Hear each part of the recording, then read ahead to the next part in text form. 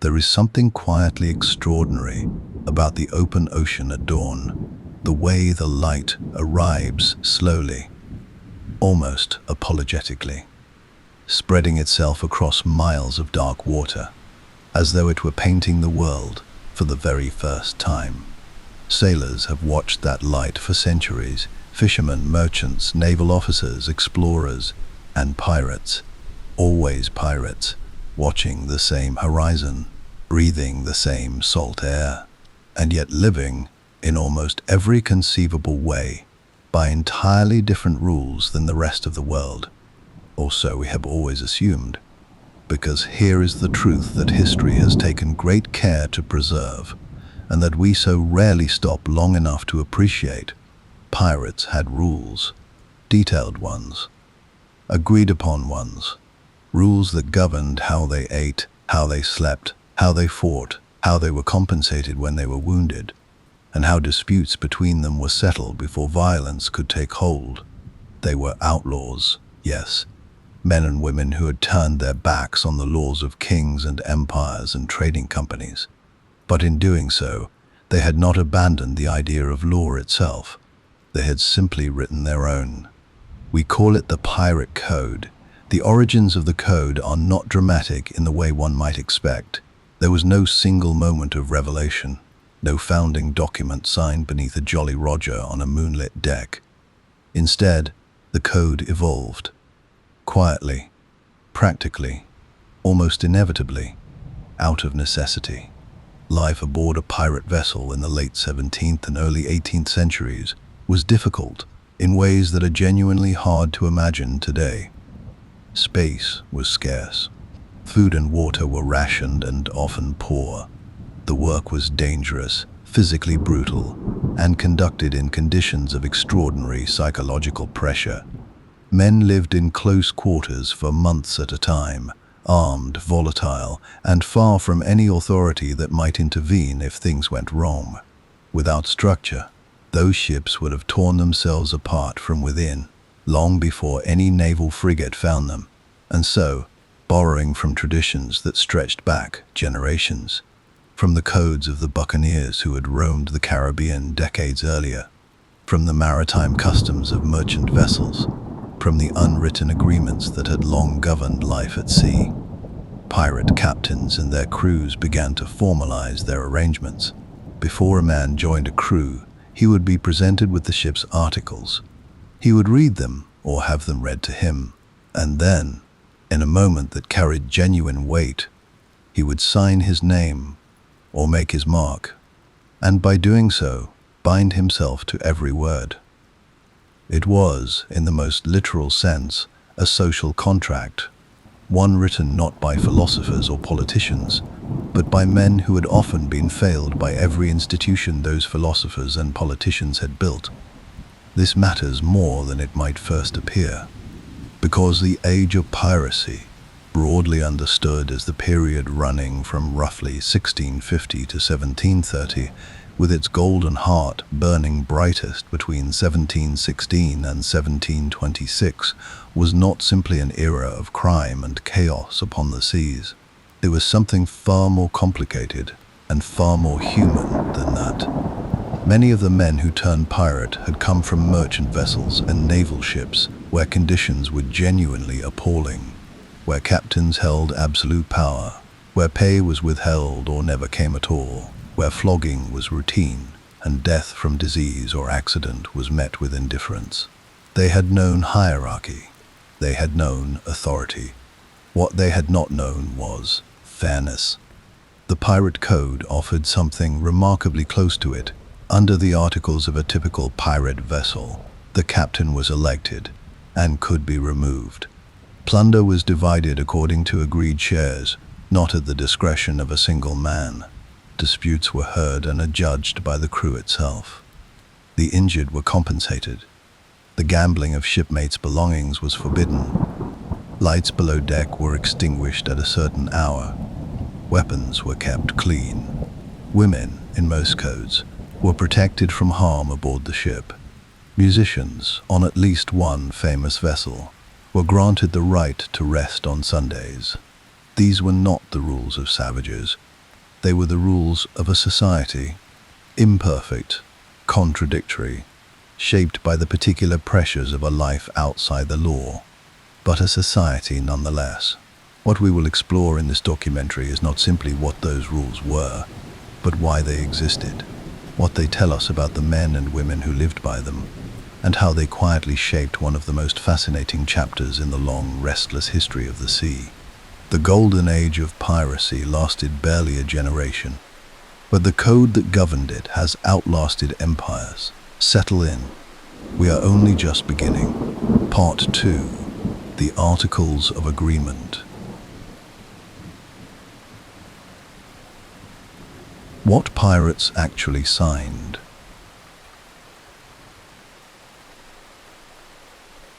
There is a document held in the records of the High Court of Admiralty in London that most people will never see, and fewer still will ever think to look for. It is not particularly large. It is not illuminated in gold leaf or bound in fine leather. It bears no royal seal, no ribbon, no wax impression of any crown or crest.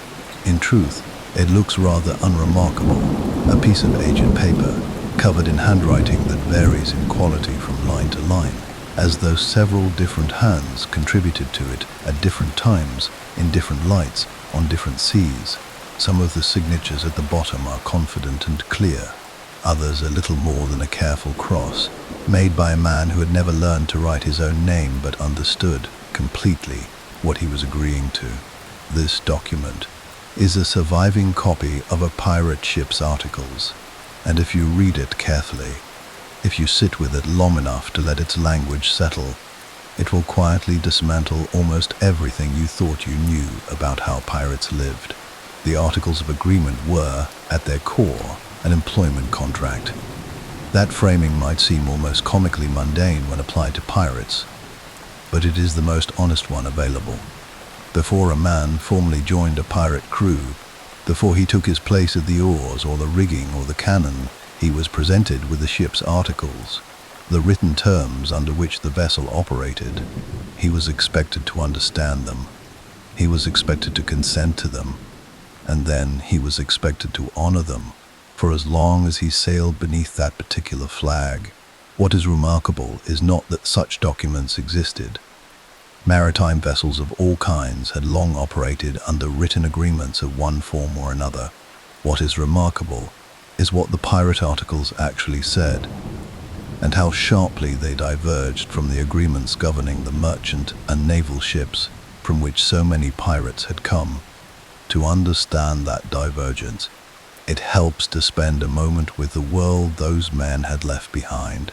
Life aboard a Royal Navy vessel, or a merchant ship in the early 18th century, was governed by a strict and largely unforgiving hierarchy. The captain was, in the fullest sense, the law.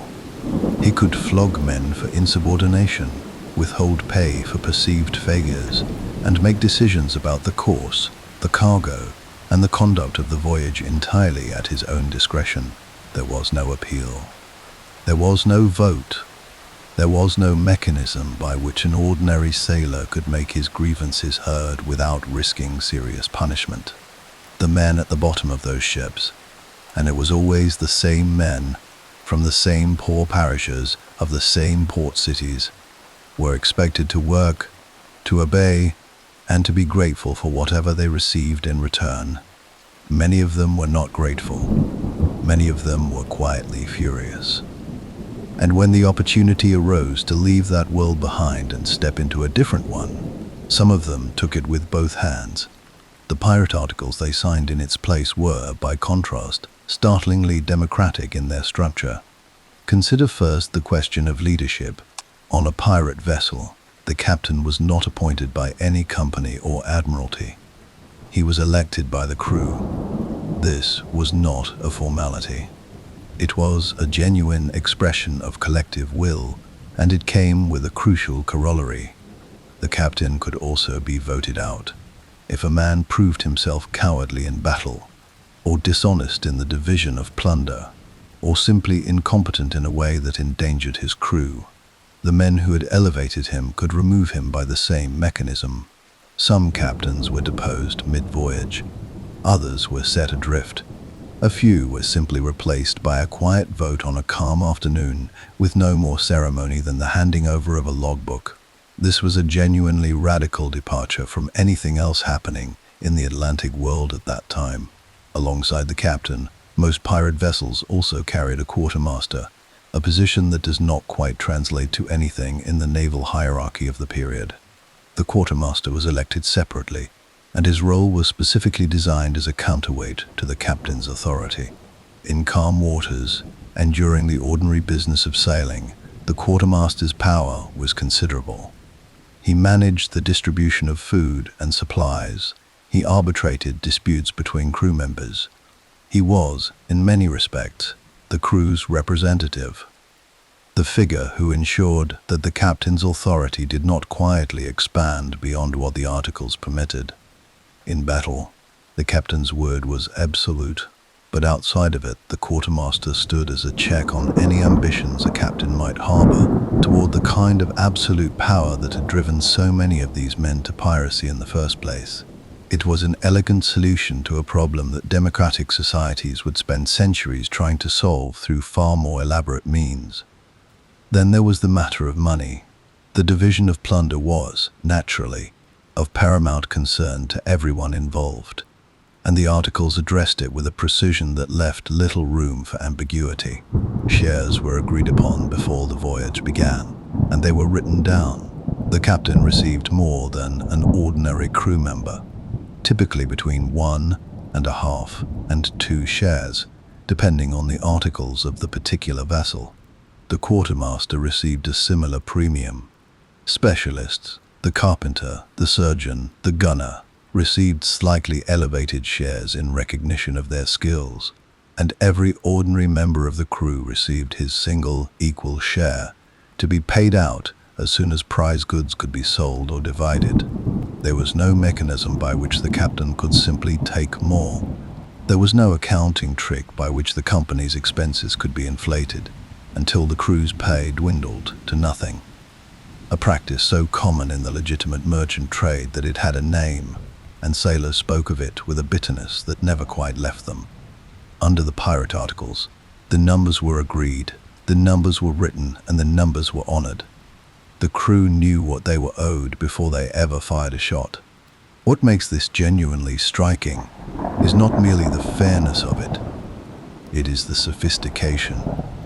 These were men who, in the eyes of the law, existed outside of civilized society, and yet they had independently arrived at principles of transparent compensation and collective accountability that many legitimate employers of the era had never considered and would not consider for a very long time.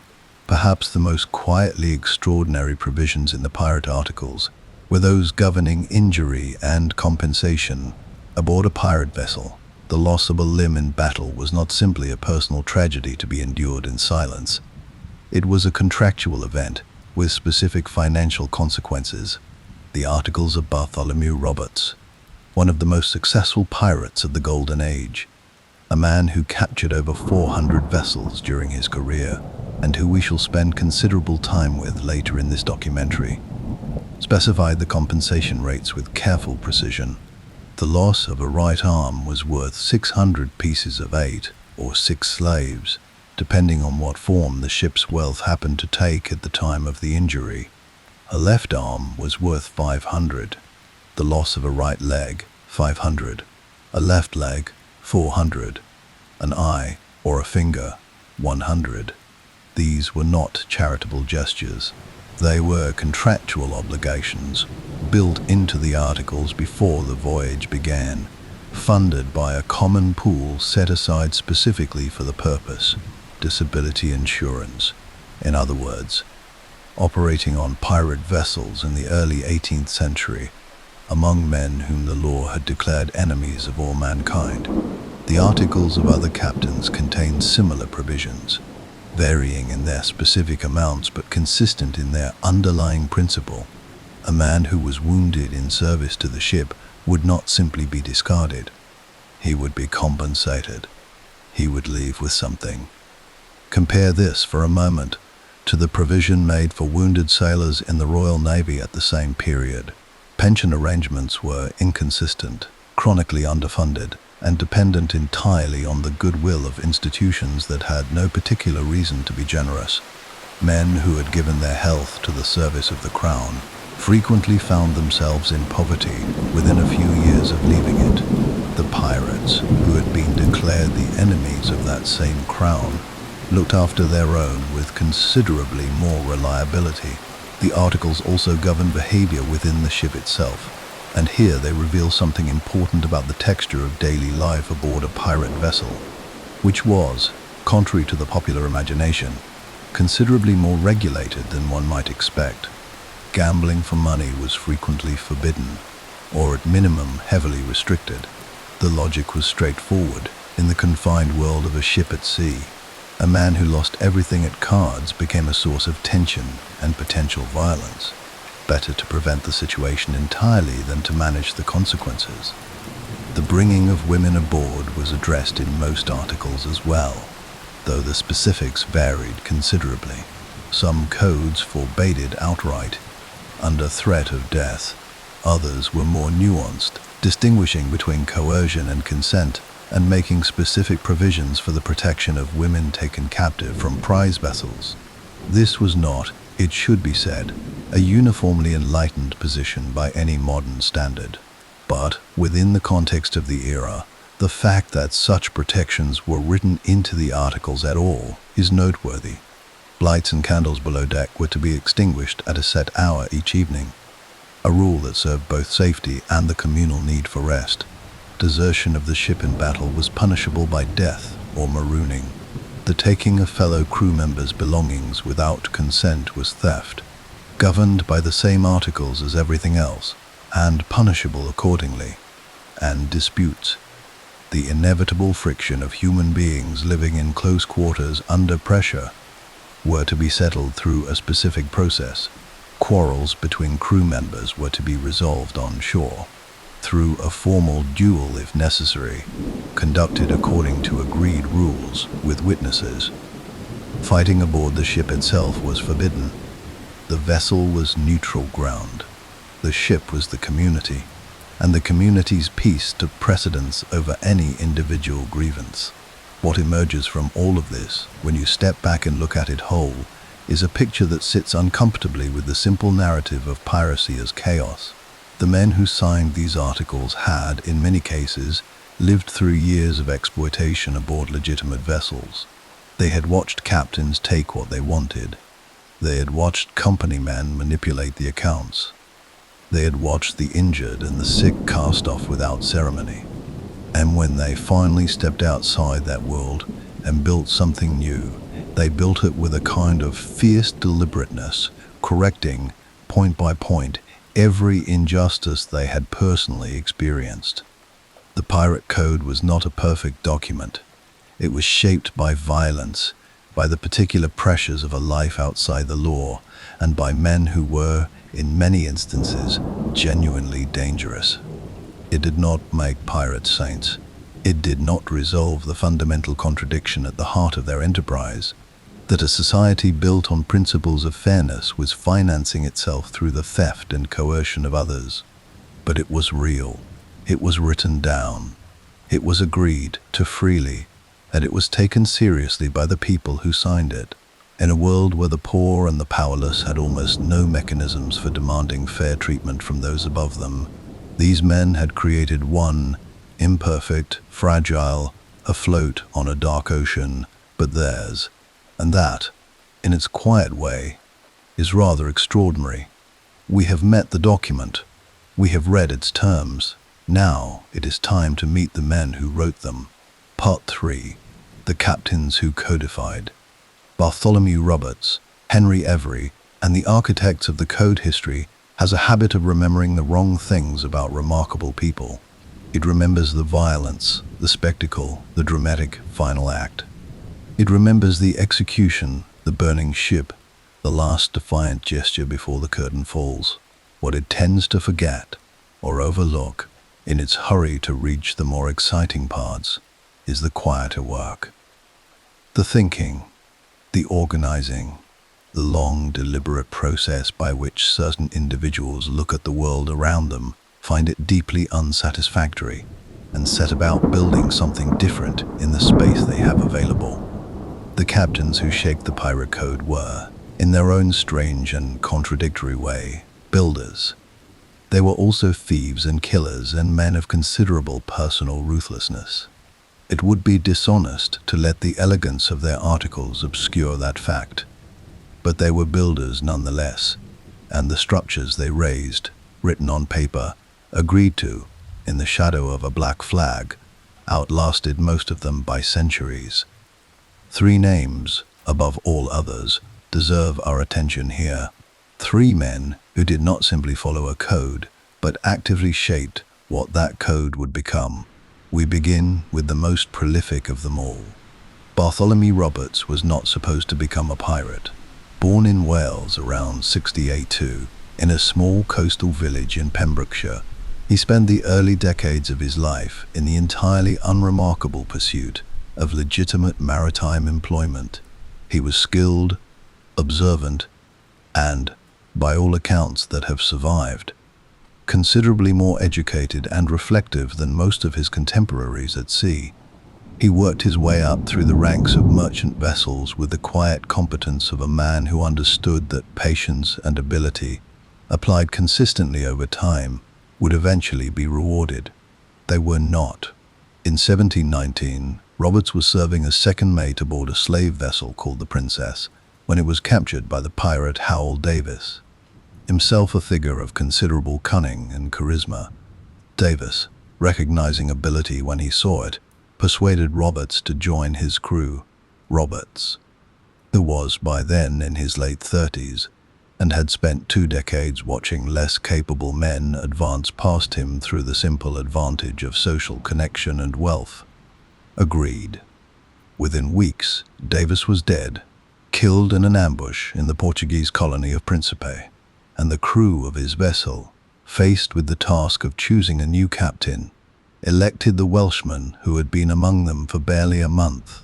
Roberts accepted the position with a composure that surprised everyone, and then delivered a remark that has been preserved through the records of the trial that would eventually follow his crew's capture. A remark that tells you almost everything you need to know about the man and the age he inhabited. He said, in effect, that since he had dipped his hands in muddy water and must be a pirate, it was better to be a commander than a common man. It was not the statement of a romantic, it was the statement of a pragmatist. And pragmatists, when they turn their minds to organization, tend to build things that work. What Roberts built, over the 4 extraordinary years of his career that followed, was the most rigorously governed pirate operation of the Golden Age. His articles, preserved in their near entirety through the records of the Admiralty trial of his crew in 1722, are the most detailed and comprehensive set of pirate regulations that history has managed to hold on to, and they reward careful reading. Every man had a vote in affairs of consequence. Every man had equal title to fresh provisions and strong liquors. No one was to game for money with cards or dice aboard the ship. Lights and candles were to be extinguished at 8 o'clock in the evening, a rule that Roberts, unusually for his era and his profession, enforced with genuine consistency. He was, by multiple accounts, largely abstemious himself, in an environment where heavy drinking was the default response to the monotony and danger of life at sea. He did not impose sobriety on his crew, but he insisted that its excesses be managed. Musicians were granted the right to rest on Sundays. This single provision, so small, so specific, so human in its acknowledgement that even the men providing entertainment to a pirate crew deserved 1 day of quiet, has struck historians as one of the most revealing details in the entire corpus of pirate documentation. It suggests a captain who thought about the texture of daily life aboard his vessel with a care that went considerably beyond the merely practical. The compensation schedule for injuries was detailed with a precision that left no room for dispute. Desertion or cowardice in battle was punishable by death or marooning. The carrying of women or boys aboard was forbidden, and the keeping of one's weapons clean and fit for service was not merely encouraged, but required, an obligation written into the articles with the same weight as everything else. Roberts would go on to capture more than 400 vessels during his career, a number that dwarfs the achievements of almost every other pirate in the historical record. He operated across the Atlantic with a scope and an efficiency that genuinely alarmed the naval authorities of Britain, Portugal, and France.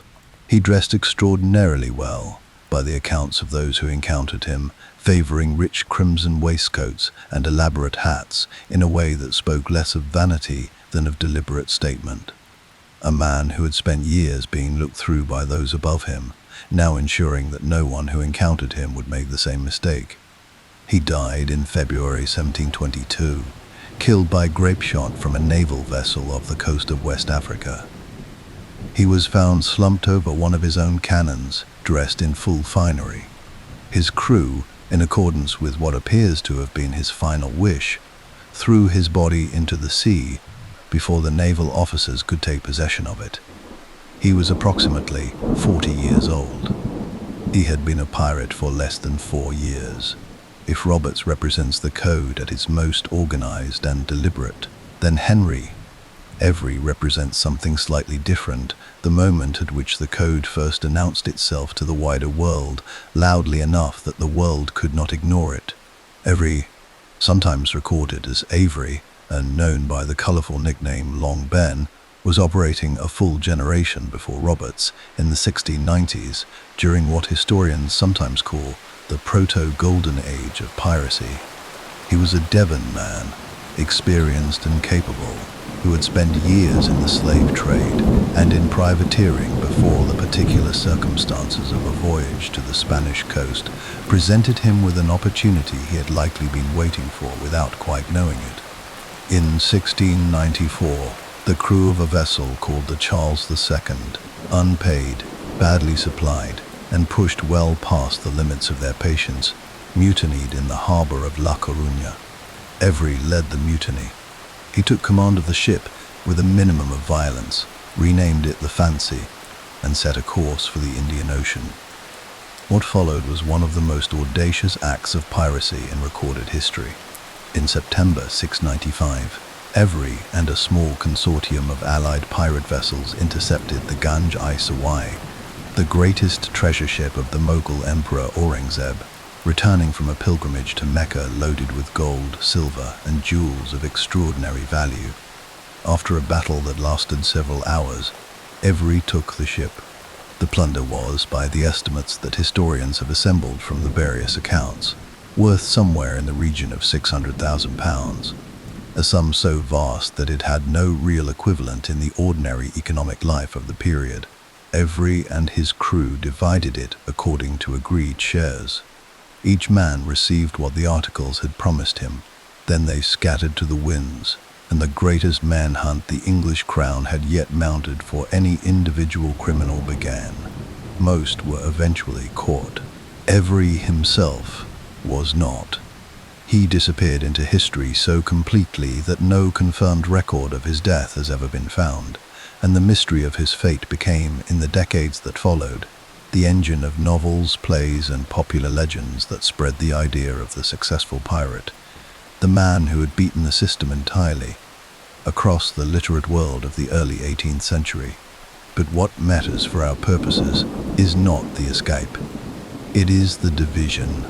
The fact that when Every's crew sat down with the wealth of an empire in their hands, they distributed it according to a pre-agreed formula, with shares tallied and honored. The code held, even then, even in the face of wealth that could have tempted any man to reach for more than his portion. That is a kind of discipline that is not accidental. It is the product of genuine collective agreement, of men who understood that the document they had signed was the only thing standing between community and chaos, and who chose, in that extraordinary moment, to honor it. There is a third figure who deserves a place in this conversation, and he is perhaps the least celebrated of the three, which is a great pity. because his contribution to the development of the code is in some ways the most intellectually interesting. Edward England was, by the accounts of his contemporaries, an unusually gentle man to find in the occupation he had chosen. Born in Ireland, probably in the late 1680s, he came to piracy through the familiar route of privateering and merchant service, and he operated primarily in the waters around West Africa and the Indian Ocean in the years between 1717 and 1720. He was not as prolific as Roberts. He did not achieve the singular, spectacular score of Every. What England possessed instead was a quality that the historical sources describe repeatedly and consistently: a reluctance to use violence beyond what the situation strictly required, and a genuine concern for the fair treatment of those his vessels encountered. This was not merely personal temperament. It was policy, and it was reflected in his articles. England's code emphasized the protection of captive crews, the people taken from prize vessels, with a seriousness that went beyond what most of his contemporaries maintained.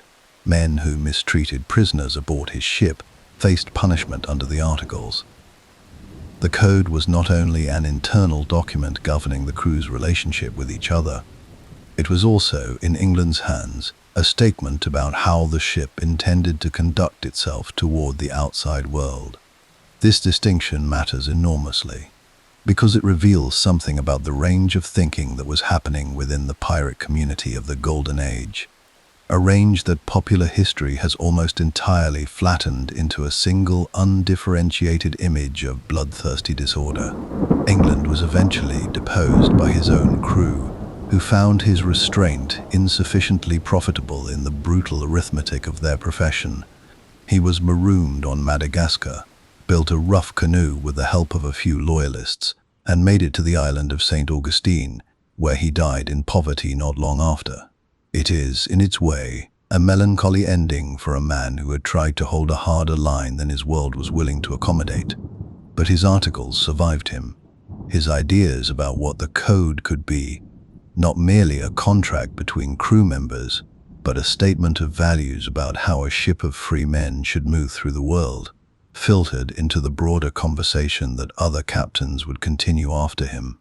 What these three men share, beneath all their considerable differences of temperament and method, is a relationship with the written word that was genuinely unusual for their time and their station. They understood, Roberts most explicitly, but all of them in practice, that the code only worked if it was real, if it was written down, read aloud, agreed to in the presence of witnesses, and then honored under pressure.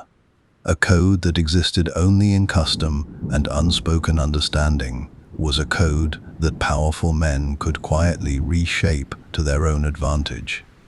A code that was written was a code that could be pointed to. A code that was signed was a code that carried weight. They had learned this lesson, most of them, from watching what happened in the absence of it, from years spent on ships where the captain's word was the only law, and the captain's word tended, with remarkable consistency, to serve the captain's interests. They built something different. They built it imperfectly, on moving water, under difficult circumstances, with the materials available to them. But they built it with their eyes open and their intentions clear. The code was their answer to a world that had never asked them what they thought. Part 4. Life under the Articles. The daily reality of a governed ship. It is easy, from a distance of 300 years, to think of the pirate code as an abstraction, a document, a set of principles, something to be studied in an archive or quoted in a courtroom, which is, in fact, precisely where most of the surviving copies ended up. Read aloud by prosecuting attorneys as evidence of organized criminality, entered into the record with the solemn gravity that legal proceedings demand, and then filed away in the kind of careful institutional silence that archives do so well. But the code was not written for archives. It was written for living.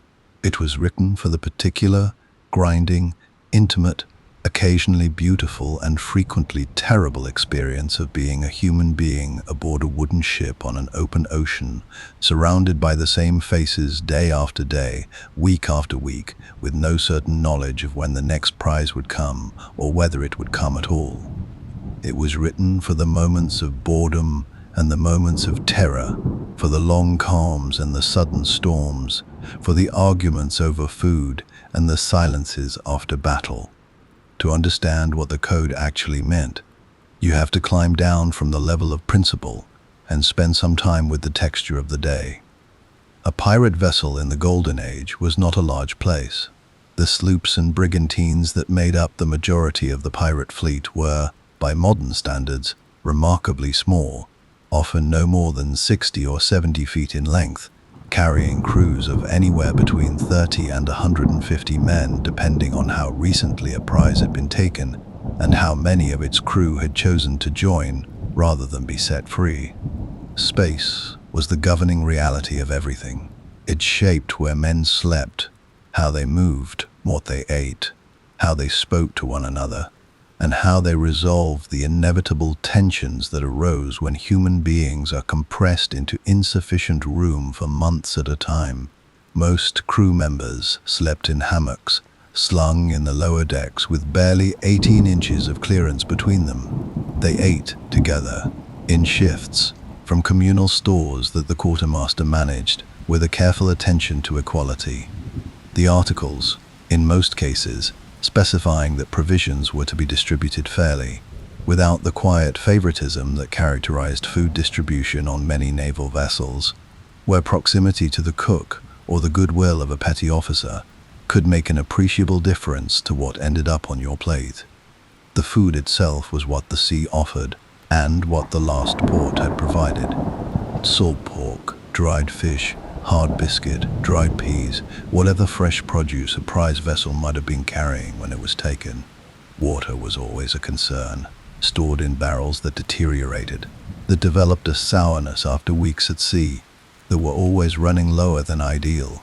Alcohol, rum, brandy, beer, was often more reliably available than clean water, which was not a quirk of pirate culture specifically, but a straightforward feature of maritime life in the period. Beer, in particular, kept longer than water in wooden barrels. It was practical as much as pleasurable. The articles, however, governed even this. On Roberts's vessel, and on several others for which records survive, outright drunkenness, particularly the kind that made a man incapable of performing his duties or dangerous to his crewmates, was specifically prohibited. A man could drink, most men did, most evenings, but the articles drew a line at the point where drinking became a threat to the collective, and that line was enforced.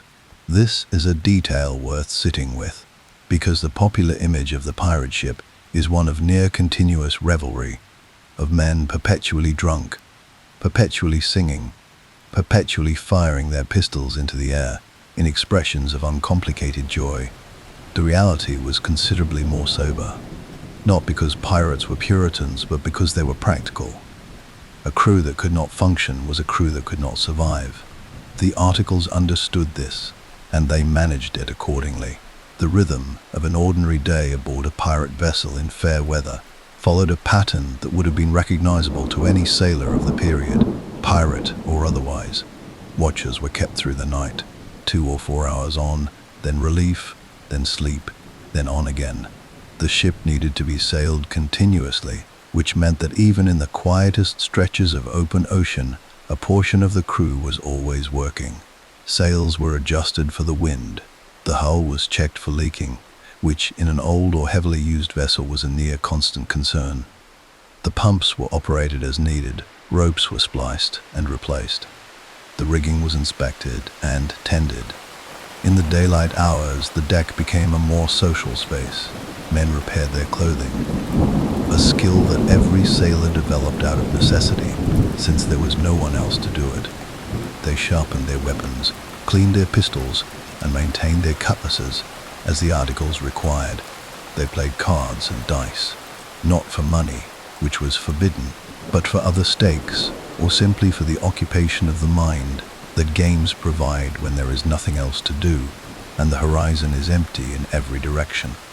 Music was a significant feature of life on many pirate vessels, which is why Robert's provision protecting his musicians' Sundays carries the weight it does. A fiddle, a drum, a flute. Instruments were carried aboard and played regularly, in the evenings especially, when the work of the day was done and the crew gathered on deck in the cooling air. The music served the same function it has always served in confined communities. It gave people something to share, something to move to, something to feel together rather than separately. It made the ship, momentarily, into something that resembled a home. Storytelling was equally important. These were men from every corner of the Atlantic world. English, Irish, Scottish, Welsh, West African, African, American, Caribbean, Dutch, French, Portuguese, Native American. The pirate ship was, in terms of its racial and cultural composition, one of the most diverse communities that the early 18th century produced, which is itself a fact that conventional history has been slow to fully reckon with. They brought their stories with them, their languages, their songs, their particular ways of understanding luck and fate and the sea. In the evenings, those things mingled in ways that the strictly segregated worlds of colonial society would never have permitted. Then there were the days when the horizon was not empty. The sighting of a potential prize, a merchant vessel, a slower ship, something riding low in the water with the weight of cargo, transformed the mood of the ship with a speed that every account from the period describes in almost identical terms. The lassitude of the long calm burned off instantly. Men who had been sleeping or mending or staring at the sky were suddenly at their stations, suddenly alert, suddenly the version of themselves that the articles had been designed to govern. The approach to a potential prize was its own ritual, and the code shaped it at every stage. Most pirate vessels carried flags of various nations aboard, a practice that was, interestingly, not technically illegal under the maritime law of the period, which permitted the display of false colors as a ruse of war right up to the moment of actual attack. A pirate ship might approach its target under English colors, or Dutch, or Portuguese, reading the target's responses carefully, closing the distance under the pretense of neutral passage, before running up its own flag and making its intentions clear. The Jolly Roger, that iconic black flag with its skull and crossed bones, or in some cases a full skeleton, or an hourglass, or a bleeding heart, depending on whose vessel it was not primarily a statement of defiance. It was a business communication. It was a message to the target ship that said, with considerable clarity, you have a choice. Surrender now, and no harm will come to you. Resist, and the consequences will be different. This distinction mattered under the articles. Crews that surrendered peacefully were, in general, treated with a degree of consideration that the theatrical violence of pirate mythology would lead you not to expect. Their cargo was taken, their vessel might be taken, or it might be released depending on its usefulness to the pirates. Individual crew members who had particular skills, surgeons most especially, but also carpenters, navigators, cooks, might be invited or pressured to join the pirate crew. But violence against peaceable captives was regulated. It was not on a well-run pirate vessel, simply permitted as a matter of course. This was partly moral and partly practical.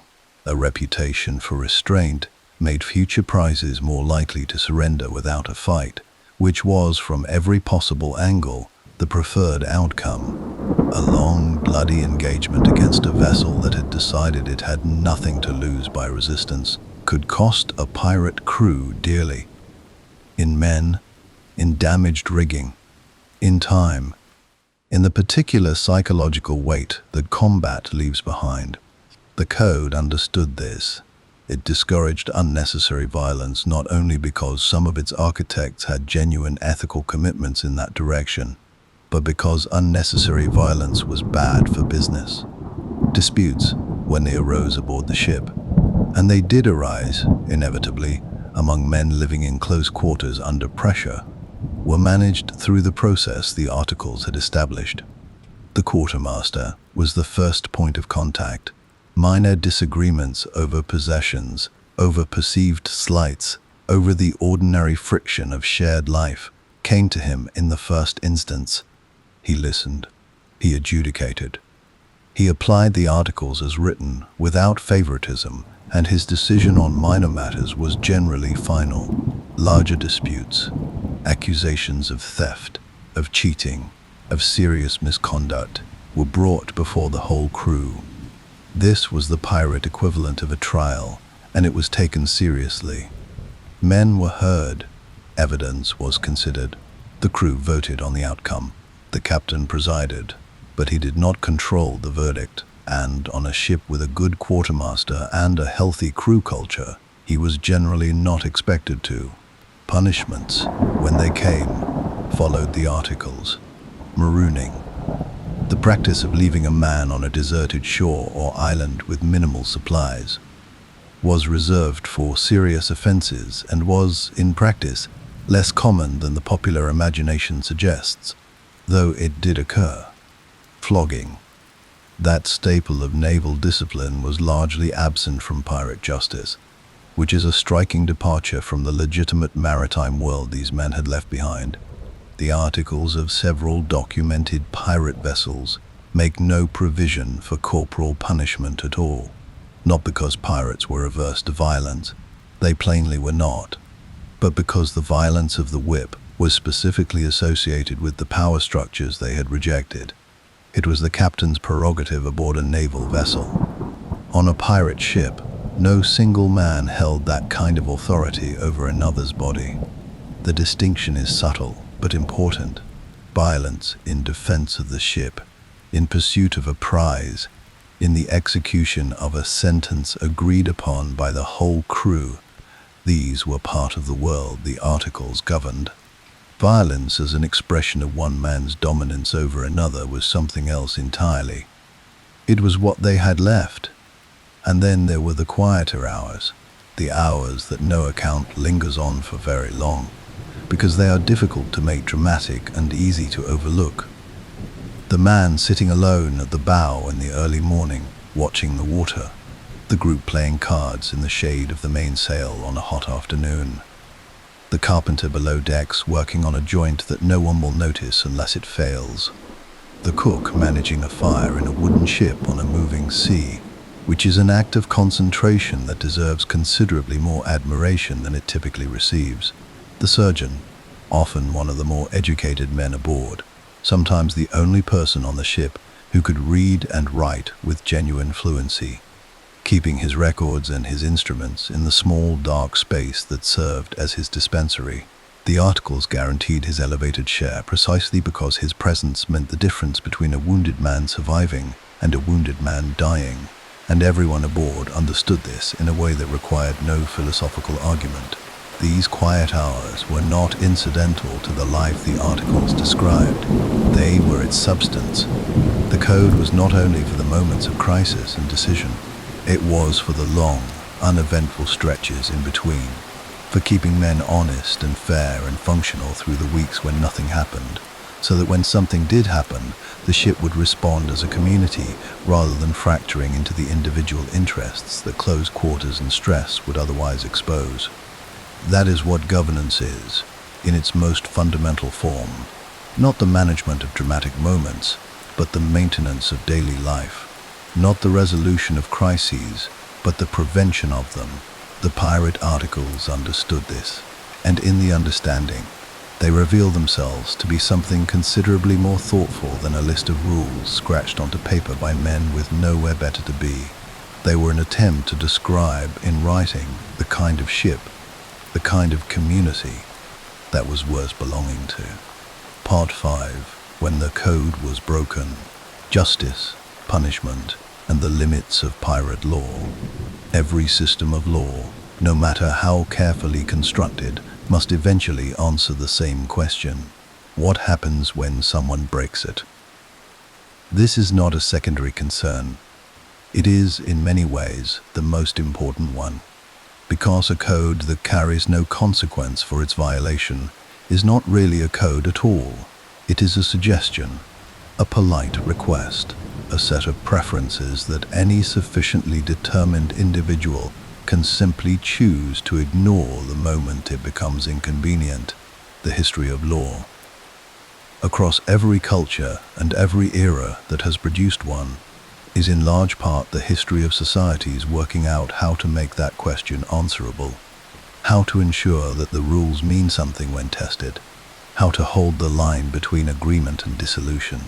The pirates of the Golden Age understood this as well as anyone, perhaps better, because the stakes for them were more immediate. They did not have the luxury of distant courts, of slow appeals, of the measured deliberation that established legal systems could, at their best, afford to take. They were at sea. They were isolated.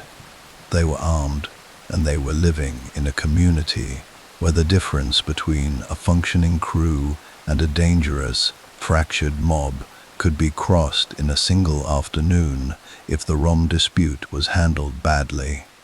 The code, therefore, was only as strong as the willingness to enforce it, and the enforcement of it, the messy, difficult, sometimes brutal business of pirate justice, is a story that sits in uncomfortable tension with the democratic idealism of the articles themselves. The most common offenses brought before pirate justice were not the dramatic ones. They were not mutiny or murder, or the spectacular betrayals that make for gripping narrative.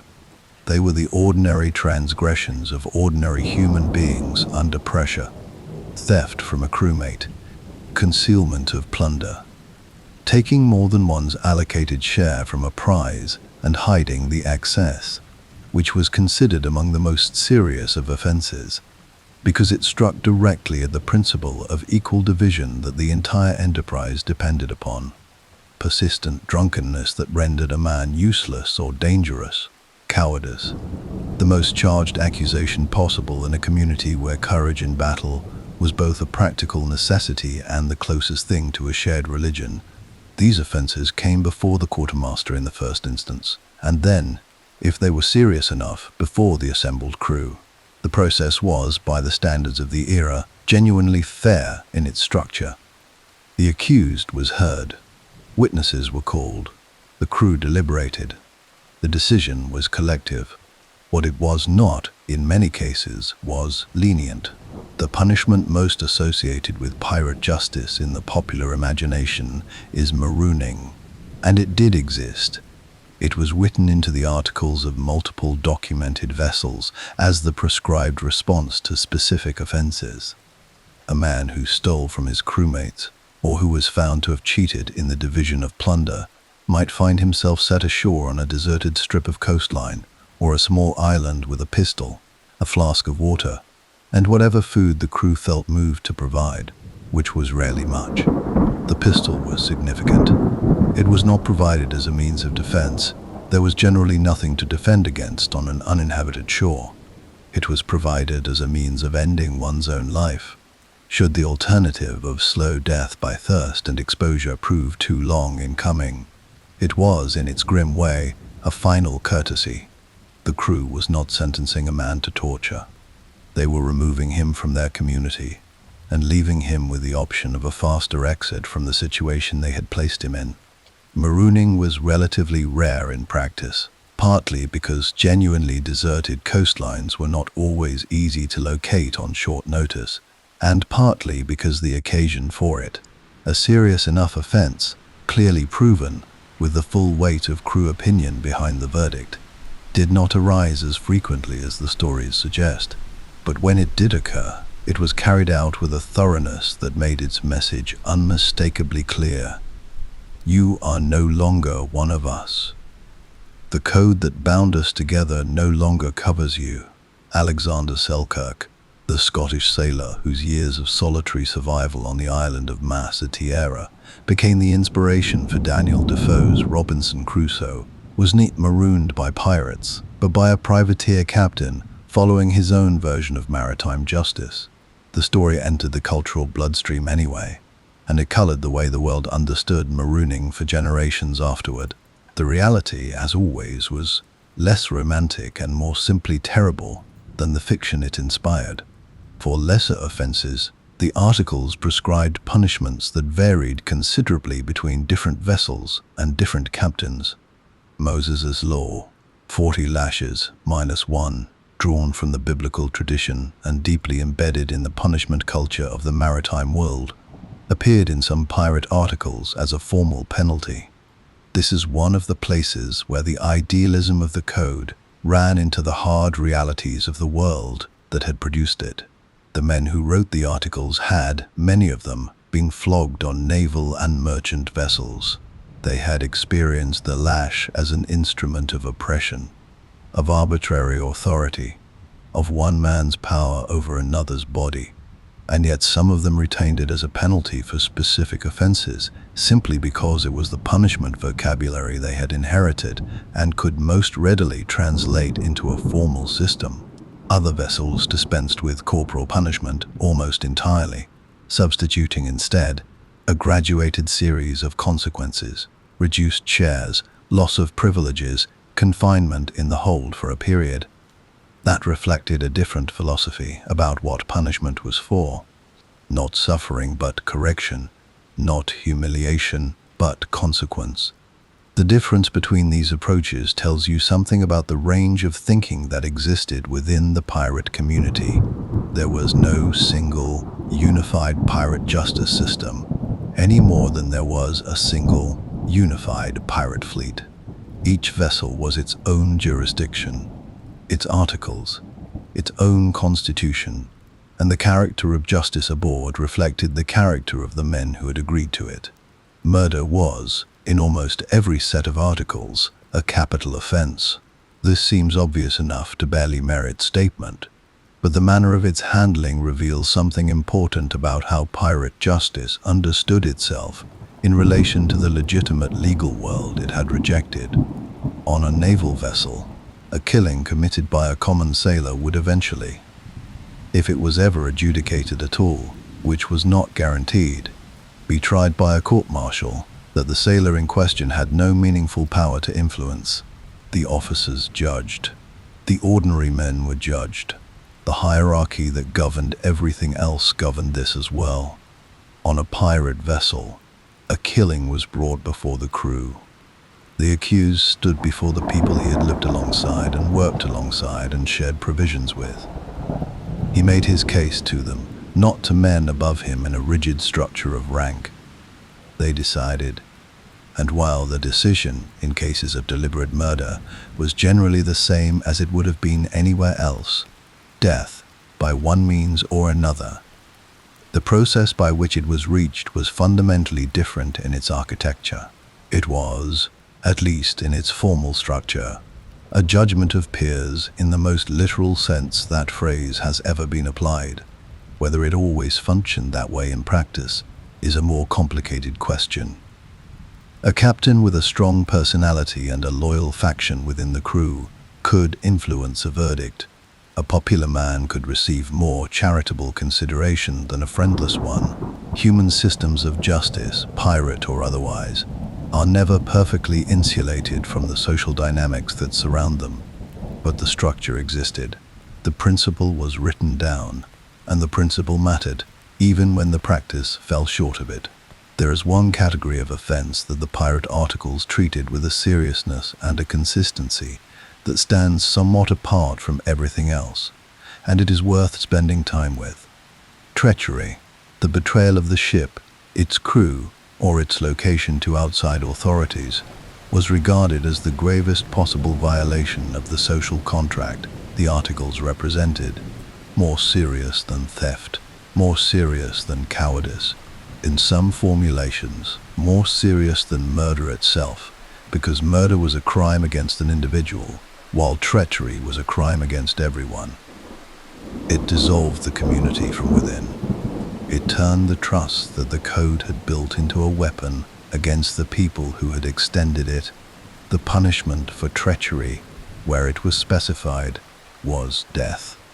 Not the relatively merciful death of the pistol left on a deserted shore, but something more deliberate and more public, an execution conducted before the assembled crew, serving both as justice and as a statement about what the community valued most and would defend most fiercely.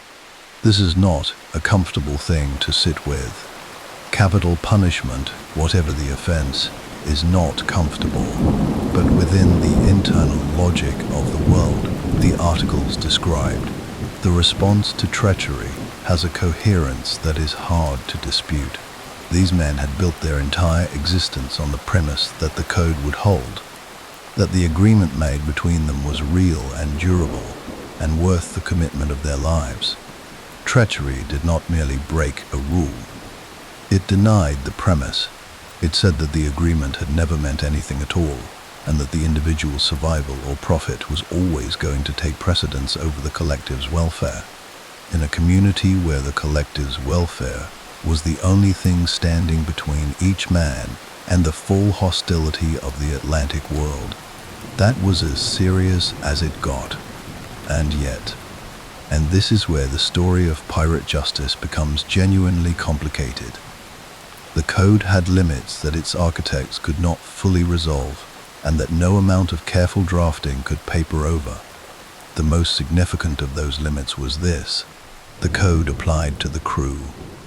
It did not, in any meaningful sense, apply to everyone else. The protections the articles guaranteed, the equal shares, the compensation for injury, the fair hearing before one's peers, these were rights extended to men who had signed the articles, to full members of the community. They were not extended, at least not formally or consistently, to the crews of prize vessels, to the merchants and sailors and passengers whose misfortune it was to encounter a pirate ship in open water, to the communities of port towns that pirate vessels raided for supplies, to the enslaved people carried aboard ships that were taken as prizes, whose status under pirate articles was a moral catastrophe that the code made no serious effort to address, and that some of its captains actively perpetuated. This is the shadow that falls across the democratic idealism of the articles, and it is a long one.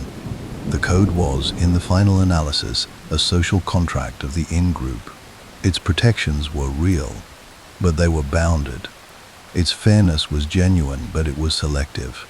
And the energy that went into ensuring justice within the crew was not matched by any comparable energy directed toward those outside it. The pirates had built something worth admiring, in certain lights and from certain angles, but they had built it on foundations that their most candid admirers have to acknowledge were deeply compromised. History rarely gives us the clean heroes and villains that narrative convenience would prefer. The Pirate Code is no exception to this. It was a genuine achievement of collective self-governance, and it was produced by men whose relationship with the wider world's suffering was, to say the least, not governed by the same principles they applied to one another. Both of these things are true. They have to be held together. That is where honest history always ends up, not at a verdict, but at a complexity. Not at a conclusion, but at a more precise understanding of what actually happened and what it actually meant. Part 6, Women, Outsiders, and the Edges of the Code. Who the articles left behind and who they surprised. Every society draws a circle. Inside the circle are the people who belong, the people whose rights are recognized, whose voices carry weight, whose claims on the community's protection are written into whatever founding documents the society has produced. Outside the circle are everyone else, the people whose existence the founding documents acknowledge only partially or instrumentally or not at all. The people who live alongside the society without quite living within it. The pirate community of the Golden Age drew its circle in ways that were, depending on where you stood relative to it, either remarkably wide or conspicuously narrow. In some directions, the articles extended inclusion further than almost any other institution of the era. In others, they stopped short, in ways that reveal the boundaries of imagination, the places where even men who had rejected the world's conventions could not fully escape the assumptions that world had built into them. It is in those edges and boundaries that some of the most interesting history lives. Begin with the question that the articles addressed most directly and most uncomfortably: women. The provisions governing women aboard pirate vessels were among the most consistently present in the surviving articles, and among the most varied in their specifics. Almost every documented set of articles touched on the subject in some form. What they said and what they reveal in the saying requires careful attention. The most common provision was a prohibition. Women were not to be brought aboard the vessel, or more precisely, women were not to be brought aboard without the consent of the crew, and in many formulations, not at all. The Roberts articles stated it plainly: no woman was to be found aboard ship, and any man who concealed one or brought one aboard in disguise faced severe punishment. Other articles were similarly restrictive, some adding that the forced violation of any woman taken captive from a prize vessel was a capital offense. This second provision is worth pausing on, because it represents, within the brutal and frequently violent world that pirate vessels inhabited, a line drawn around a particular form of harm, a formal, written acknowledgement that sexual violence was not simply an unfortunate consequence of life at sea, but an offense against the code itself. Whether this provision was consistently enforced is a question that the historical record cannot fully answer. Almost certainly it was not, in every instance, on every vessel. Human beings are not made consistent by the documents they sign, but the fact that it was written, that someone thought it important enough to include, and that crews agreed to it, tells us something about what at least some of these men believed about the limits of acceptable conduct. And then there are the women, who did not wait for the articles to decide what they were permitted to do. Anne Bonny and Mary Read are the two names that history has preserved from the Golden Age, and they have been preserved largely because their stories were dramatic enough to survive the process by which most ordinary lives are quietly erased. Both sailed aboard the vessel of the pirate John Rackham, known as Calico Jack, for the patterned trousers he favored, in the Caribbean in 1720. Both were discovered to be women when the vessel was taken by a naval sloop off the coast of Jamaica. Both were tried at the same Admiralty court that condemned Rackham and his crew. The court records from that trial are among the most vivid documents the Golden Age has left us, and they contain a detail that no historian of piracy can quite get past. When the naval vessel came alongside Rackham's sloop in the darkness and the fighting began, most of the pirate crew, drunk, surprised, overwhelmed, retreated below decks. 2 people did not. 2 people stayed on deck and fought. The court record identifies them as Anne Bonny and Mary Read. What the articles meant for women like these, women who existed within the pirate community, not as protected dependents, but as full participants, armed and capable and willing to stand on the deck when others would not, is a question the documents themselves cannot quite answer, because the documents were not written with such women in mind. They existed in the gaps of the code, in the spaces between what the articles specified and what life, unpredictably, produced. Mary Read died in prison, reportedly of fever, before her sentence could be carried out. Anne Bonny's fate after her trial is unknown. She disappears from the historical record with the same completeness that characterizes so many of the lives the Golden Age touched briefly and then released. She was, at her trial, reported to have told the condemned Calico Jack that she was sorry to see him there, but that if he had fought like a man, he need not have been hanged like a dog. It is a remarkable statement. It tells you, in a single sentence, where she stood. The question of race and the pirate community is one that maritime historians have increasingly brought to the foreground in recent decades, and rightly so, because the conventional narrative of piracy has for too long been an almost exclusively white story told about an emphatically multiracial world. The crews of Golden Age pirate vessels were, by the evidence of trial records and contemporary accounts, strikingly diverse. Estimates from the most carefully researched scholarship suggest that somewhere between a quarter and a third of the pirates operating in the Atlantic during the Golden Age were of African descent. Free black men, formerly enslaved men who had escaped bondage aboard merchant or naval vessels, men who had been born free in Caribbean communities and chosen piracy for the same reasons their white counterparts did. Among the articles signing crew members of documented pirate vessels, black sailors appear with a regularity that the popular image of piracy has consistently failed to reflect. What the code meant for these men is a nuanced question. In some cases, the articles appear to have extended full membership, full shares, full vote, full protection, without reference to race. Samuel Bellamy's crew, which we will return to in a later chapter, was notably multiracial and operated with a degree of internal equality that the articles both reflected and reinforced. The same appears to have been true of several other well-documented vessels. But the picture was not uniform, and the broader context was never far away. Pirate vessels also took enslaved people as part of the plunder from prize ships and the treatment of those individuals. People who had not signed articles, who had not chosen to be there, who existed in the most extreme possible form of the exclusion that the Code Circle drew, represents one of the most painful dimensions of the Golden Age's legacy.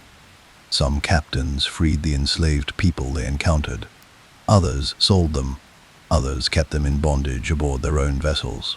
The Code, which was so precise about the rights of crew members, had almost nothing to say about this, and the silence is as informative as any article ever written. At the very outermost edge of the Code's reach were the people who joined pirate crews, not by choice but by coercion. Forced men, skilled sailors, surgeons, carpenters, navigators taken from prize vessels and compelled to serve, occupied a genuinely ambiguous position within the world the articles described. They had not signed, they had not voted, they had not chosen the community they now inhabited, and yet they lived within it, worked within it, ate from the same stores and slept in the same cramped dark as the men who had. Some stayed. Some found that the life once encountered compared favorably enough with what they had left. That voluntary membership eventually replaced compelled service. The historical record contains more than a few men who appeared in admiralty courts claiming to have been forced, and whose claims the courts regarded with varying degrees of skepticism, because the line between force and opportunity was not always as clear as either party preferred. Others endured their time aboard and returned to the legitimate world as soon as circumstances permitted, carrying with them memories of a community that was both more ordered and more strange than anything they had been prepared for. What they left behind, in the depositions and testimonies and published accounts that some of them eventually produced, is some of the most valuable evidence we have about what life under the articles actually looked like from the outside, from the perspective of someone who had not chosen it, who observed it with the particular clarity of a person who always knew, however settled the daily routine became, that this was not their world. Their accounts do not read like the accounts of men who had encountered chaos. They read, more often than not, like the accounts of men who had encountered something unexpectedly organized, something that surprised them, something that, in certain lights, they were not entirely sure how to condemn. Part 7. The End of the Golden Age. How the world closed. In all golden ages end. This is not a melancholy observation so much as a structural one. A golden age, by its very nature, is defined by a particular arrangement of circumstances, a specific configuration of pressures and freedoms, of power and its absence, of the things that institutions can control, and the things that, for a brief and unrepeatable window of time, they cannot. Change enough of those circumstances, and the age that depended on them does not gradually fade. It closes, sometimes slowly, like a tide going out so gently that you do not notice until the sand is dry beneath your feet. sometimes with a sudden and decisive violence that leaves no ambiguity about what has just happened. The end of the golden age of piracy was both of these things, at different moments, in different places, for different people. It was a tide going out and a door being slammed. It was policy and pursuit, and the patient, grinding work of empires reasserting control over the spaces between their edges. And it was, in the end, the story of what happens when a system of self-governance built for a world of relative disorder encounters a world that has decided, with considerable force and considerable resources, to become ordered again. The pirates did not stand a chance, but then they never entirely expected to. That too is written into the code. To understand why the Golden Age ended when it did, you have to understand why it had been permitted to exist as long as it had. The great European empires of the early 18th century, Britain, France, Spain, Portugal, the Netherlands, were not, by any measure, weak institutions. They commanded navies of real power, legal systems of considerable reach, and the financial resources of global trading networks that were, by the standards of the era, generating wealth on a scale that previous generations would have found almost incomprehensible. They were not incapable of suppressing piracy. They had simply, for much of the late 17th century and the opening decades of the 18th, had other things to do. Wars consumed their attention and their ships. The War of the Spanish Succession, which ground on from 1701 to 1714, had pulled the naval resources of every major Atlantic power into European waters and away from the Caribbean, the West African coast, and the Indian Ocean, precisely the zones where piracy flourished most vigorously. The privateers who had been licensed during the war to prey on enemy shipping found, when peace arrived and their licenses expired, that their skills had no obvious legitimate application, and that the seas they had come to know so well were suddenly, officially, off-limits. Many of them made the transition to piracy with a straightforwardness that suggests the distinction between the two had never felt particularly meaningful to them in the first place. The pirates of the Golden Age were, in a very real sense, a byproduct of the wars of empires. They were the residue left behind when the fighting stopped. Experienced, capable, armed, and entirely unwilling to quietly return to the merchant vessels and naval ships from which so many of them had originally come.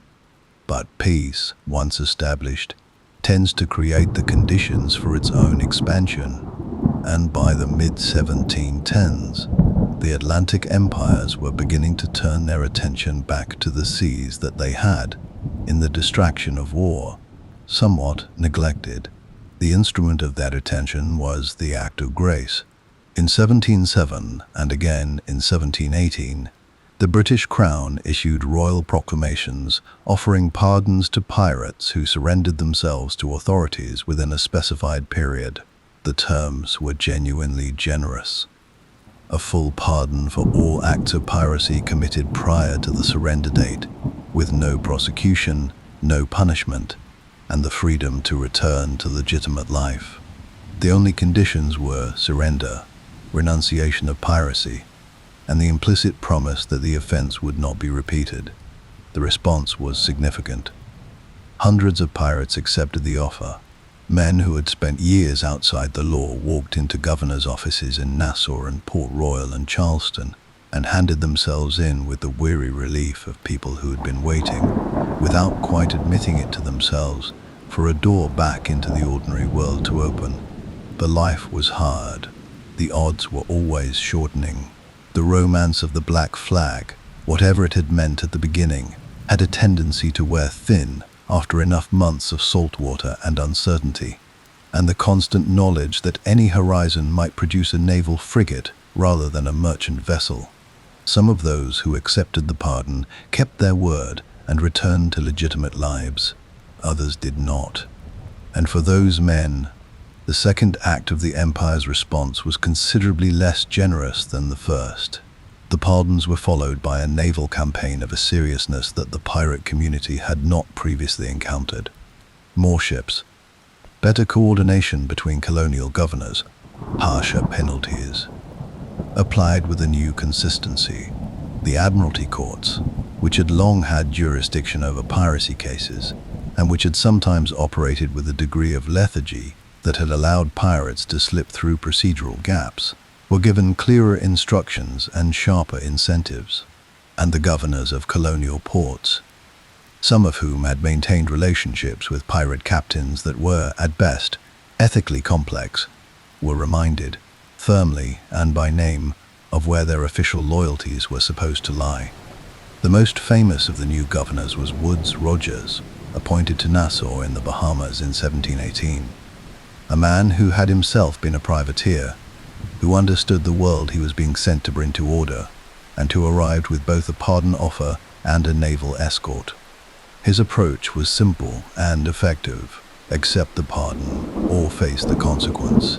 He was not inclined to be patient about which option men chose.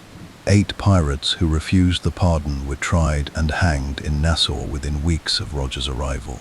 Their bodies were displayed on the waterfront as a statement of intent that required no accompanying text. The message reached every crew operating in the Caribbean within the month. The dominoes fell over the following years with a speed that the Golden Age's earlier decades had given no particular reason to anticipate. Blackbeard, Edward Teach, the most theatrically fearsome of the Golden Age's figures, who had cultivated his terrifying reputation with a deliberateness that spoke of genuine intelligence operating behind the smoldering fuses he tied into his beard, was cornered off the coast of North Carolina in November 1718 by a naval expedition sent by the governor of Virginia. He died in the fighting with a violence that the accounts describe in remarkable physiological detail. Shot multiple times, cut multiple times, and still fighting until something finally stopped him for good. His head was hung from the bowsprit of the naval vessel as proof of the deed. It was the kind of ending that closes a chapter. Samuel Bellamy, perhaps the most philosophically interesting of the Golden Age's captains, the man whose speeches on the injustice of the merchant and naval world were recorded by captives with a faithfulness that suggests they found them genuinely compelling, never lived to see the campaign against him. He died in 1717 when his vessel, the Wydar, was caught in a ferocious nor'easter off Cape Cod and driven onto the shoals. Of the crew of over 140 men, 2 survived. The Wydar went to the bottom of the Atlantic with its articles, its plunder, and the extraordinarily diverse community of men who had signed on to it. English, African, Native American, Caribbean, and the sea kept all of it for nearly 3 centuries before the wreck was discovered in 1984.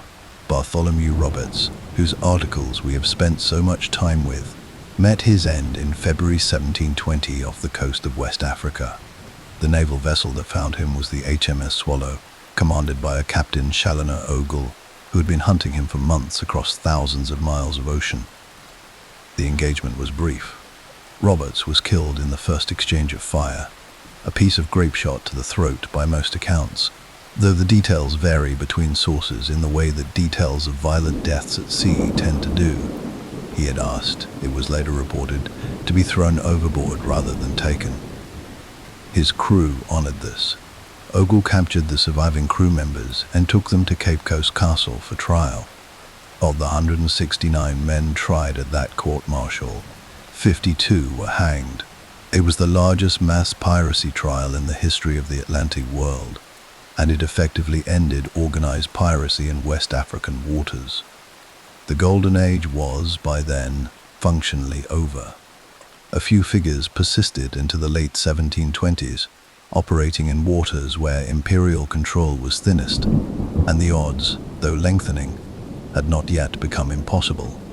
But the conditions that had produced the age, the post-war surplus of experienced sailors, the gaps in naval coverage, the colonial governors whose relationships with pirate communities had been mutually, if quietly, beneficial. Those conditions had been systematically dismantled. The world had closed back in around the spaces where the code had flourished. What was left behind was the code itself, not the physical documents, most of which did not survive, burnt, thrown overboard, eaten in some cases, by men who understood that a signed set of pirate articles was a hanging document, and who disposed of them accordingly when naval vessels appeared on the horizon. What survived was the idea, the set of principles, the experiment in collective self-governance that had been conducted, imperfectly and under impossible circumstances, across the waters of the Atlantic world for the better part of 40 years. It survived in the trial records, in the testimony of captives who described, sometimes with bewilderment and sometimes with a poorly concealed admiration, the ordered life they had encountered aboard the ships that had taken them. It survived in the published accounts of men like Charles Johnson, whose General History of the Pirates, published in 1724, gave the world its most comprehensive account of the Golden Age, while it was still close enough to touch, and whose descriptions of the articles and the daily life they governed have shaped every subsequent understanding of the period. It survived in the thinking of political philosophers who, in the decades that followed, were grappling with questions about the nature of legitimate authority, the basis of social contracts, and the conditions under which ordinary people might be justified in withdrawing their consent from systems that had failed them. Whether any of those philosophers had the pirates consciously in mind is a question historians debate with the pleasurable inconclusiveness that good historical debates tend to produce. But the ideas were in the water. They had been demonstrated in practice by people who had not read Locke or Rousseau, and who had arrived at remarkably similar conclusions through the blunter method of simply living the consequences of their absence. And it survived, perhaps most durably, in the imagination, in the stories that spread through port cities and maritime communities in the years and decades after the Golden Age closed. Stories that were not always accurate, that were frequently embellished, that mixed genuine history with the creative additions that every good story acquires as it travels. Stories about men who had said no to a world that offered them nothing and had built, on the moving water at the edge of everything, something that at least tried to be fair. The Golden Age of piracy lasted, in its fullest flowering, perhaps 15 years. In historical terms, that is barely a breath. An era so brief that the men who lived through its beginning were often still alive to see its end, sitting in colonial jails or on tropical shores where they had retired on their shares, or in the anonymous poverty of port city slums, watching the world they had briefly made ungovernable settle back into the familiar patterns of authority and hierarchy and the grinding daily injustice that those patterns tended to produce. It is worth asking, at the end of all of this, what we are to make of it. The pirate code was not a perfect thing. It governed a community that sustained itself through theft and coercion and violence, that drew its circle of protection narrowly around its own members and left the people outside that circle to the mercy of men who were not, in all instances, particularly merciful. It was contradictory. It was hypocritical in some of its dimensions, in ways that its architects showed no particular inclination to resolve. It existed for all its internal democracy, in service of an enterprise that the reasonable judgment of history cannot simply excuse on the grounds of the injustice that preceded it. But it was also real. It was also thought through and written down and agreed to and, in the main, honored by men who had no external authority compelling them to honor it, who did so because they understood, at some level beneath ideology and rationalization, that the agreement between them was the only thing that made their community possible, that without it they were not free men on a free ship. They were simply armed strangers in a small space, with no reason to trust one another and every reason not to. They chose the code instead. They chose the written agreement, the collective vote, the equal share, the compensation for the wounded, the musicians' Sunday rest. They chose, against the considerable evidence of the world they had come from, to believe that an arrangement built on fairness was worth building and worth keeping.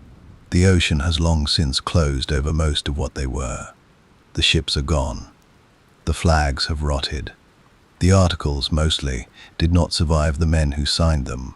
But the question they asked, the question of what a fair society actually looks like when you build it from nothing, with nothing, on water that moves beneath you and a horizon that offers no guarantees. That question did not go down with the Wider or die with Roberts on the deck of his ship in the February light off West Africa. It is still being asked. It will go on being asked for, as long as people find themselves in a world that has not answered it to their satisfaction. Which is to say, for as long as there are people at all. The pirates knew they would not change the world. Most of them, in their clearer moments, knew they would not even survive it on their own terms for very long. What they built was not meant to last forever. It was meant to work now, on this ship, among these people. For as long as the wind held and the code held with it, sometimes that is all any of us can reasonably ask of the things we build together. The sea is quiet now.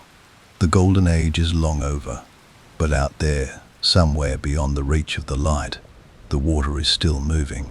And somewhere in the movement of it, if you listen carefully enough, beneath the sound of the wind and the slow turn of the world, you can almost hear the scratch of a pen on paper, an agreement being made, a name being signed, a code beginning again.